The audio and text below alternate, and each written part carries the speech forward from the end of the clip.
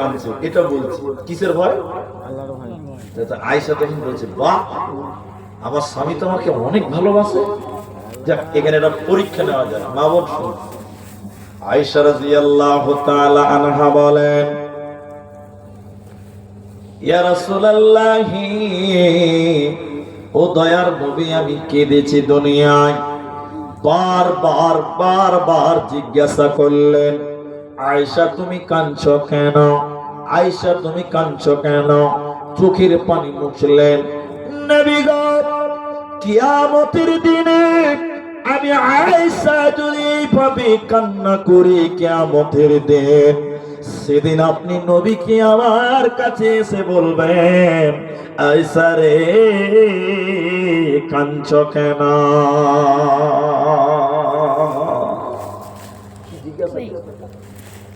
আল্লাহর নবী বললেন, আয়েশা, কিয়ামতের দিন তুমি নবী নবী স্বামী স্বামী নবী বলে কেঁদে কেঁদে যদি মারা যাও, আমি তোমার স্বামী নবী মুহাম্মদ তোমার কোন কাজে আসব না।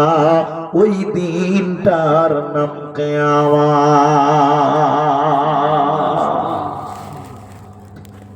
স্বামীর পরিচয় কিয়ামতের দিন বাঁচতে পারবে না, একমাত্র নিজের আমলের গুণে আপনাকে বাঁচতে হবে। কেউ আপনাকে বাঁচাবে না, কোন রকম কনসিডার হবে না। একজন জলিলুল কাদার নবী ছিলেন, আপনারা তার নাম জানেন, হযরত ইব্রাহিম আলাইহিস সালাম। ভাই যারা সামনে আছেন একটু মুখ খুলে বলেন তো, ইব্রাহিম আলাইহিস সালামের বাপের নাম আপনারা কেউ জানেন? আজার। মাশাআল্লাহ, অনেকেই জানেন। আপনাদের এই গা ঘরে বিভিন্ন রকম হকার আছে, হকার বুঝেন তো? আছে, ফেরিওয়ালা। কাপড় নেবে জি কাপড়, আলু নিবে আলু। এখন তো আমার মাইক ছাড়া ব্যবসা হয় না, সব ব্যবসাতে মাইক লাগবে। তো ইব্রাহিম নবীর বাপ আজর মূর্তি বানাতেন, মাটির তৈরি মূর্তি বানাতেন, আর গায়ে গায়ে বিক্রি করতো। মূর্তি নিবে জি মূর্তি। যাক, ওটা আমি বিতর্কে যাব না, ভগবানকেও কিনে পাওয়া যায় কখনো কখনো, দুনিয়াতে দেখতে পাচ্ছি না। এবার আমি যেটা বলছি, ইব্রাহিম আলাইহিস সালাম একদিন তার বাপকে দিয়ে বলছেন, আজারকে, যা আব্বা, যা করছেন তা ভুল। আপনি আমাকে মানে আল্লাহকে মানে, মূর্তি বানায়েন না, আল্লাহ আপনাকে জান্নাত দেবে। আমি ছোট্ট করে বললাম কথাটা। আজার বাপ বেটাকে বলছে, ইব্রাহিমকে বলছে, এই বেটা ইব্রাহিম, যা বলেছো বলেছো, খবরদার দ্বিতীয়বার বলবে না। ঠিক আছে, বলবে না, কথা শেষ। কিয়ামতের দিন ইব্রাহিম নবীর বাপ আজার ধুলো মলিন অবস্থা, ক্লান্ত অবস্থা, চিন্তিত অবস্থা, শরীরে যেন ধুলো মলিন লেগে আছে, ময়লা লেগে আছে। মনে হবে যে একটা হুকুরে পাগল, রাস্তার পাগল মনে হচ্ছে ইব্রাহিমের বাপ। চুলগুলো উস্কো উস্কো, ক্লান্তর ছাপ তার শরীরে বইছে। ইব্রাহিম নবী যে বলবেন, আব্বা জান, আজকে বুঝতে পারছেন কত জ্বালা। বলেছিলাম আমাকে মানেন, আল্লাহকে মানেন, মানেন বুঝতে পারছেন কত জ্বালা। আমার এই কথাটা শুনে কত কাজে লাগে। দেখুন ইব্রাহিম, তার বাপ এবার বলছে, আজার বেটা ইব্রাহিম, তুমি শোনো, আজকে তুমি আমাকে যা বলবে আমি তোমার বাপ তাই মানব। এতটি লোক বলেন এখন আর কোন ইবাদত করা যাবে না? এটা তো বলো না রে বাবা। কিয়ামতের দিন দুই রাকাত নফল নামাজ পড়ার সুযোগ আছে, 2 টাকা দান করার সুযোগ, আর কোন ইবাদত না। তো ইব্রাহিম নবীর বাপ ভালো হলো, কিন্তু সব শেষ করে হলো। এটা বাংলাতে একটা প্রবাদ আছে যে গাধা পানি খাওয়ার আগে নাকি পাতে ঘোলা করে। হ্যাঁ, বলছে গাধা পানি খেলতে খেলো আগে ঘোলা করেই খেলে। তো ইব্রাহিম আলাইহিস সালামের বাপ আজার এখন কিয়ামতের দিন বলছে, আল্লাহ ইব্রাহিম তুমি যা বলবে আমি তাই করব, তাই মানবো, তুমি বলো না, আর কোন কাজে লাগবে না। ইব্রাহিম নবী এবার বলছে দেখি কি করা যায়।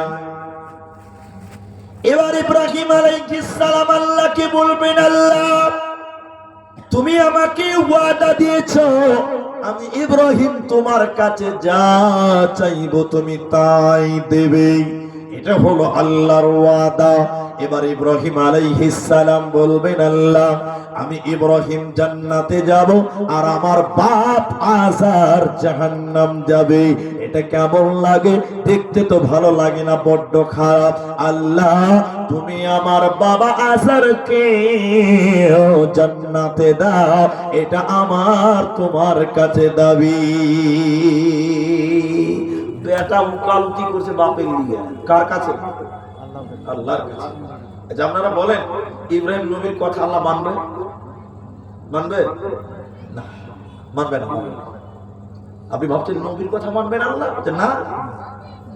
এবার আল্লাহ কিয়ামতের দিন তখন আল্লাহ বলবেন, রে ইব্রাহিম তুমি শুনে নাও, তুমি যেটা দাবি করলে তোমার দাবি ঠিক সত্য, আমি আল্লাহ তোমাকে যা ওয়াদা দিয়েছি আমার ওয়াদাও সত্য।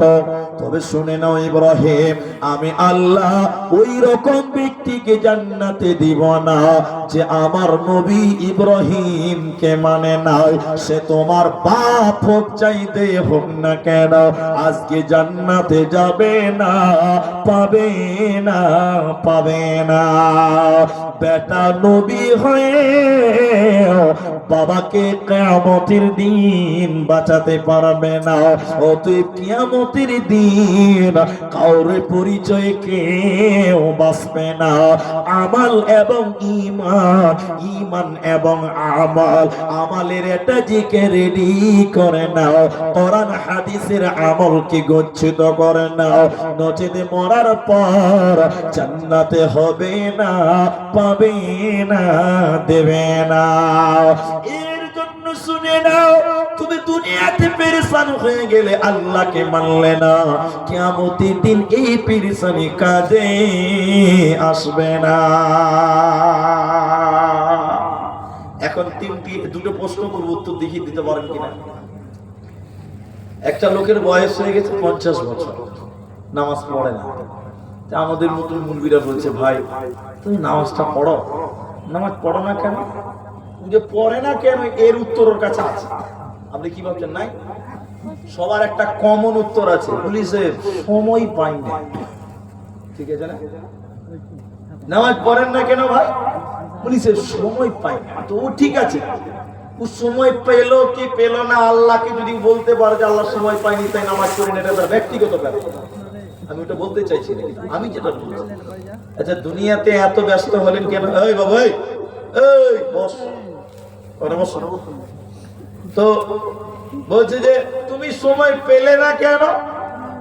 কিয়ামতের দিন কি বলতে পারবেন যে আল্লাহ আমি সময় পাইনি এই জন্য নামাজ পড়িনি? এটা বলা যাবে? বলুন একটু, যাবে? যাবে না। আচ্ছা ধরেন কথার খাতিরে মেনে নিলাম, ঠিক আছে আপনি ব্যস্ত মানুষ, আমি অনেক ব্যস্ত, আপনি অনেক ব্যস্ত। কেন ব্যস্ত? কেন ব্যস্ত? আপনি ব্যস্ত কেন বলেন আমাকে, বলেন আমাকে বলেন। তখন বলছেন যে বলি স্যার ব্যবসা বাণিজ্য করি তাই সময় পাই না। তো ব্যবসা করেন কেন? যে আমার বেটির যেন একটা ভালো ঘরে বিয়ে হয়, এটা হ্যাঁ না বলে, এটাই তো উদ্দেশ্য থাকে। আমার ছেলে যেন একটা ভালো স্কুলে পড়তে পারে, ছেলেটাকে যেন মানুষের মতন মানুষ করতে পারে। আমি তো সারা জীবন কষ্ট করেই কাটালাম। তাহলে আপনার ছেলের জন্য, আপনার বেটির জন্য, আপনার স্ত্রীর জন্য, আপনার পরিবারের জন্য এত ব্যস্ত, আল্লাহকে আপনি সময় দিতে পারছেন না এই ছেলে মেয়ের জন্য। একটু হ্যাঁ না বলেন। আমি ঠিক বললাম না? কিন্তু বলেন এই ছেলে, এই মেয়ে, এই স্ত্রী, এই পরিবার কিয়ামতের দিন আপনার উপকার করবে না? এত লোক বলে না ভাই করবে। আল্লাহ সূরা মুনাফিকুন 63 নম্বর সূরা, আল্লাহ 9 নম্বর আয়াত